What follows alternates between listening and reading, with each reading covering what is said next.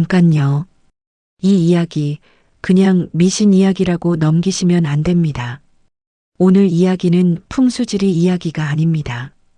사람 이야기입니다. 사람이 사람을 어떻게 망가뜨리는지에 관한 이야기입니다. 사돈이 명당을 추천해 줬습니다.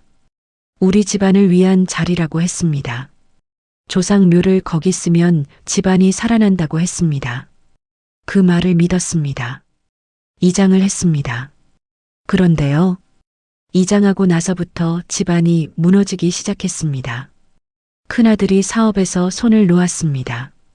작은아들이 교통사고를 당했습니다. 며느리가 집을 나갔습니다. 손자가 시험에서 떨어졌습니다. 우연이라고 했습니다. 처음엔. 그런데 알고 보니 우연이 아니었습니다. 사돈이 추천한 그 자리, 풍수에서 압승이라고 부르는 자리였습니다. 상대 집안 기운을 눌러서 자기 집안이 흥하는 술수. 우리 조상 묘를 우리가 직접 손으로 그 자리에 써준 겁니다. 오늘 이 이야기 끝까지 들으세요. 왜 이게 단순한 풍수 이야기가 아닌지 끝에 가면 압니다. 충북 청주에서 조금 벗어난 시골 마을. 76살 이종만 씨는 이 마을에서 3대째 살고 있습니다. 할아버지가 이 땅에 뿌리를 내렸고 아버지가 이 마을에서 자랐고 종만 씨도 여기서 태어나 여기서 늙었습니다. 밭도 있고 논도 조금 있고 마을 어귀에 집도 한 채 있었습니다. 크진 않아도 종만 씨한테는 세상의 전부 같은 것들이었습니다. 아들이 둘 있었습니다. 큰아들 이진수는 청주에서 건자재 사업을 했습니다. 작은아들 이진호는 대전에서 공무원으로 일했습니다. 둘 다 나름 자기 자리를 잡고 살고 있었습니다. 종만 씨한테 사돈이 한 명 있었습니다. 큰아들 진수의 장인 박성태 씨. 나이는 종만 씨보다 3살 아래인 73. 두 집안이 혼사를 맺은 지 20년이 넘었습니다. 그동안 크게 싸운 일도 없고 명절에 얼굴 보면 반갑게 인사하는 사이였습니다. 특별히 가깝다고는 할 수 없어도 특별히 멀다고도 할 수 없었습니다. 그냥 사돈이었습니다. 그게 보통 사돈 사이입니다. 그런데 박성태 씨는 한 가지 특이한 게 있었습니다. 풍수에 관심이 많았습니다. 어릴 때부터 음양오행을 공부했고 젊어서는 유명 직관을 따라다니며 배웠다고 했습니다. 동네에서도 그 방면으로 알아주는 사람이었습니다. 집 짓는 방향 봐주고 맷자리 살펴봐주고 이사 날짜 잡아주고 그런 걸 해줬습니다. 종만 씨는 풍수 같은 걸 그다지 믿지 않았습니다. 그냥 밭에 씨 뿌리고 걷어들이고 제때 밥 먹고 자는 사람이었습니다. 거창한 거엔 관심이 없었습니다. 그런데 5년 전 종만 씨한테 마음에 걸리는 일이 하나 생겼습니다. 아버지 묘가 문제였습니다. 원래 아버지 묘는 마을 뒷산 중턱에 있었습니다. 50년 가까이 거기 있었습니다. 그런데 마을 개발 계획이 발표되면서 그 산 일부가 도로 예정 부지에 걸린다는 소식이 들렸습니다. 묘를 이장해야 할 상황이 생긴 겁니다. 종만 씨가 혼자 고민을 하고 있었습니다. 어디로 옮겨야 하나? 좋은 자리를 어떻게 찾나? 직관을 따로 불러야 하나? 그때 사돈 박성태 씨가 먼저 연락을 해왔습니다. 사돈 어른, 제가 들었습니다. 묘 이장 문제로 고민이시라고요. 그렇습니다. 어디로 모셔야 할지 아직 못 정했습니다. 제가 한번 봐드려도 되겠습니까? 우리 사이의 사돈 어른 걱정을 모른 척할 수 없지요. 종만 씨는 처음엔 손사래를 쳤습니다. 아이고, 그런 수고를 끼쳐서야. 수고가 아닙니다. 제가 이 방면을 몇십 년 공부했는데 사돈 어른 집안에 조금이라도 보탬이 되면 저도 좋지요. 따뜻한 말이었습니다. 종만 씨는 결국 고개를 끄덕였습니다. 박성태 씨가 직접 나섰습니다. 주변 산세를 며칠 동안 돌아봤습니다. 나침반도 들고 다녔고 뭔가 기록도 했습니다. 사진도 찍었습니다. 그러고 나서 한 달 후에 종만 씨를 불렀습니다. 사돈어른 자리를 찾았습니다. 어디요? 마을에서 동쪽으로 한 30분 거리입니다. 청룡맥이 감싸는 자리고 앞으로 안산이 반듯하게 막아주는 곳입니다. 배산 임수가 제대로 된 자리예요. 좋은 자리입니까? 박성태 씨가 고개를 끄덕였습니다. 제가 이 방면에서 본 자리 중에 손에 꼽히는 자리입니다. 거기에 모시면 후손들이 3대는 무탈할 겁니다. 종만 씨는 그 자리에 가봤습니다. 산세가 부드러웠습니다. 앞에 작은 개울이 흘렀습니다. 뒤에는 산이 둘러쌌습니다. 보기에도 아늑했습니다. 사돈이 이렇게까지 해주는데 믿지 못할 이유가 없었습니다. 20년 사돈이었습니다. 이장을 결정했습니다. 이장은 그해 가을에 했습니다. 날짜도 박성태 씨가 잡아줬습니다. 음력으로 길일이라고 했습니다. 아들 둘이 다 내려왔고 친척 몇이 모였습니다. 박성태 씨도 그 자리에 왔습니다.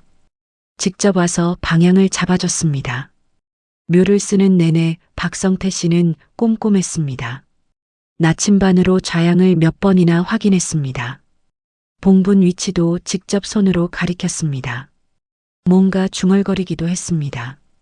종만 씨는 그게 다 의식의 일부라고 생각했습니다.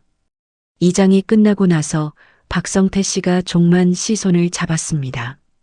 사돈어른, 이제 됐습니다. 좋은 자리에 잘 모셨습니다.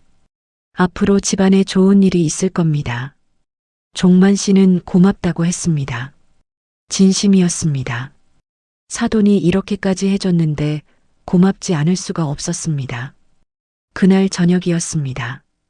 돌아가는 길에 박성태 씨 차 안에서 있었던 일을 나중에 그의 조카가 전했습니다. 박성태 씨가 혼자 중얼거렸다고 합니다. 됐어. 이제 저쪽 기운은 눌렸어. 그 말을 그 자리에선 아무도 몰랐습니다. 조카도 그때는 무슨 뜻인지 몰랐습니다. 나중에야 알았습니다. 이장하고 나서 2달쯤 지났습니다. 처음 이상한 일이 생긴 건 큰아들 진수였습니다. 건자재 사업을 하던 진수가 갑자기 큰 거래에서 손해를 봤습니다. 납품 계약이 틀어지면서 보증금을 날린 겁니다. 금액이 적지 않았습니다. 수천만 원이었습니다. 종만 씨는 그냥 사업이 원래 그런 거라고 생각했습니다. 2달 후에 작은아들 진호가 대전에서 교통사고를 당했습니다. 뼈가 부러지는 부상이었습니다. 크게 다치진 않았지만 입원 기간이 길었습니다. 종만 씨는 그래도 우연이라고 생각했습니다. 그 다음 달 큰아들 진수의 아내가 짐을 쌌습니다. 애들 데리고 친정에 갔습니다. 나중에 알고 보니 진수가 사업 스트레스로 집에서 자주 화를 냈고 그게 쌓여서 터진 거였습니다. 그때서야 종만 씨가 뭔가 이상하다는 생각이 들기 시작했습니다. 이장하고 8달이 지났습니다. 종만 씨네 집안에 일어난 일을 정리하면 이랬습니다. 큰아들 사업 손실, 작은아들 교통사고, 큰며느리 집 나감, 큰아들 진수가 우울증 진단, 손자가 대학 입시에서 실패, 종만 씨 본인도 허리 수술을 받아야 했습니다. 8달 사이에 이게 다 일어났습니다. 종만 씨 혼자서는 감당이 안 됐습니다. 밤마다 잠을 못 잤습니다. 이 집안이 왜 이러나?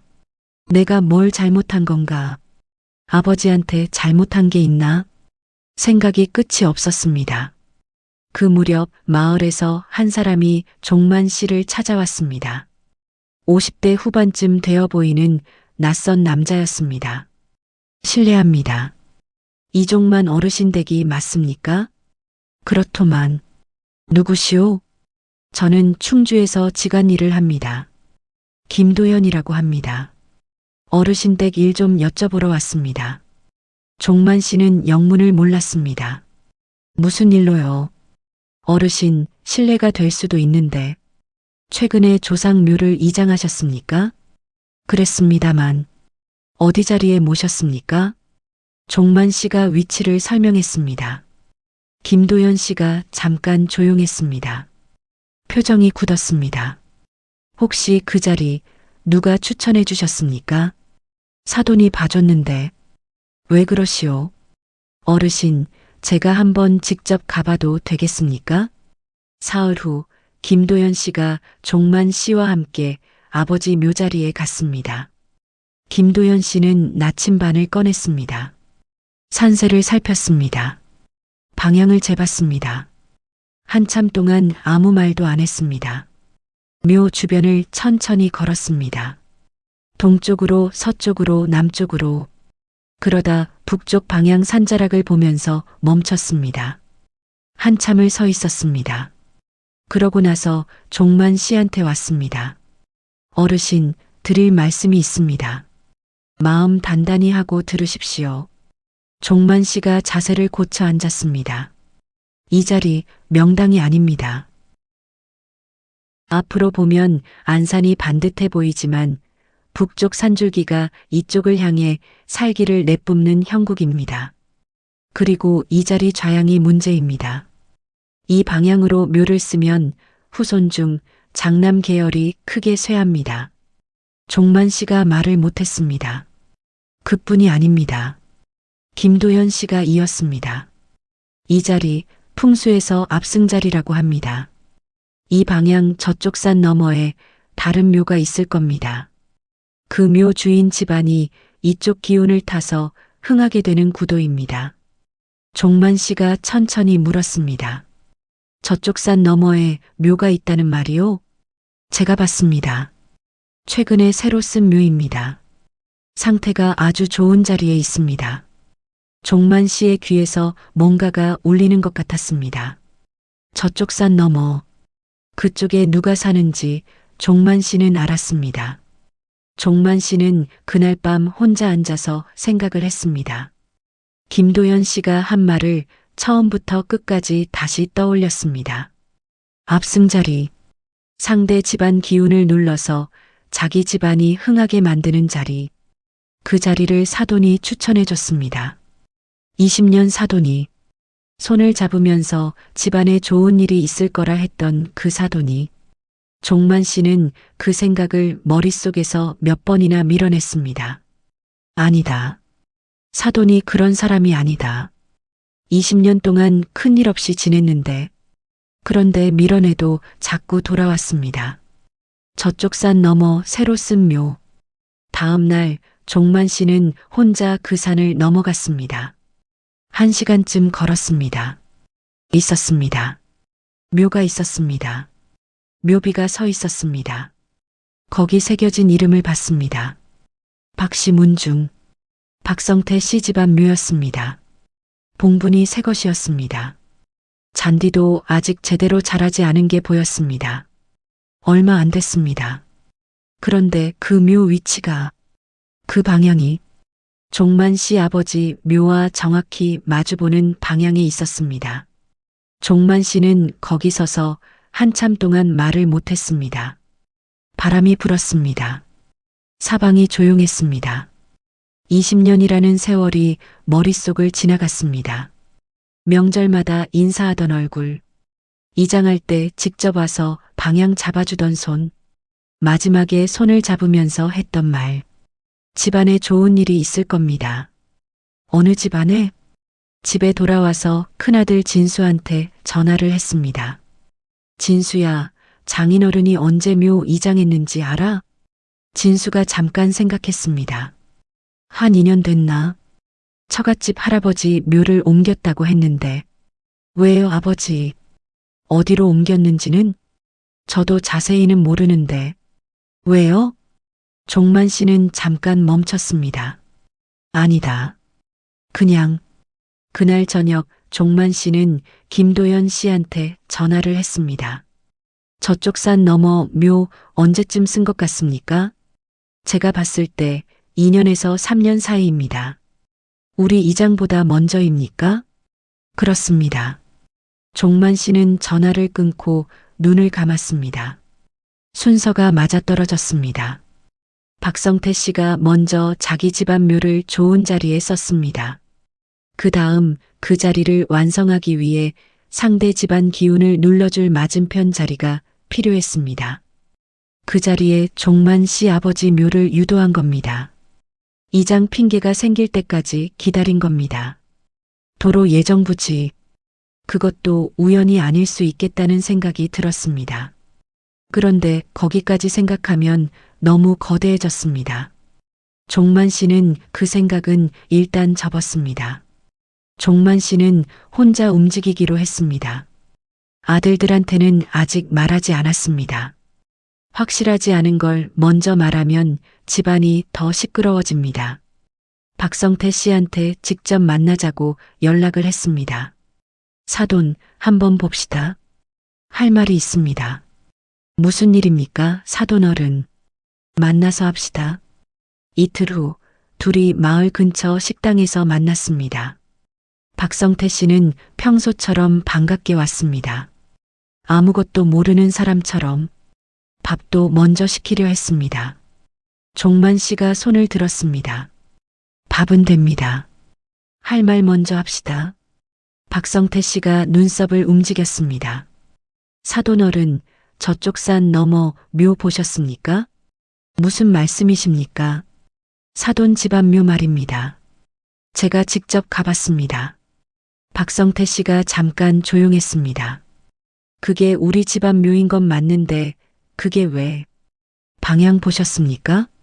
우리 아버지 묘 방향이랑 정확히 마주보고 있습니다. 산속에 묘가 여럿 있을 수 있지요. 사돈. 종만 씨가 목소리를 낮췄습니다. 압승자리라는 게 뭔지 아십니까? 그 단어가 나오는 순간 박성태 씨의 표정이 달라졌습니다. 아주 잠깐이었습니다. 1초도 안 됐습니다. 그런데 종만 씨는 그걸 놓치지 않았습니다. 20년을 농사 지으며 자연을 읽어온 눈이었습니다. 사돈 어른, 그건 말하십시오. 박성태 씨가 물을 한 모금 마셨습니다. 오해하신 겁니다. 제가 사돈 집안을 왜 해치겠습니까?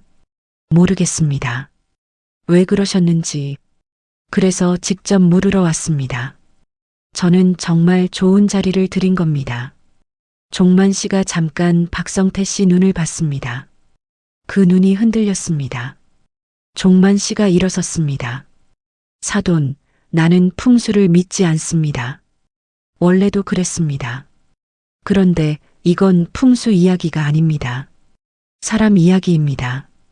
20년 사돈이 나한테 이랬습니다. 그게 사실인지 아닌지 사돈 자신이 제일 잘 알겠지요. 지갑에서 밥값을 꺼내 테이블에 놓았습니다. 저는 아버지 묘를 다시 이장할 겁니다. 그게 끝입니다. 나왔습니다. 등 뒤에서 박성태 씨가 뭔가를 더 말하려는 것 같았습니다. 종만 씨는 돌아보지 않았습니다.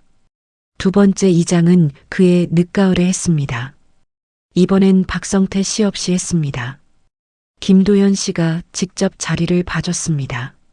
마을 서쪽 따뜻한 남양바지 자락이었습니다.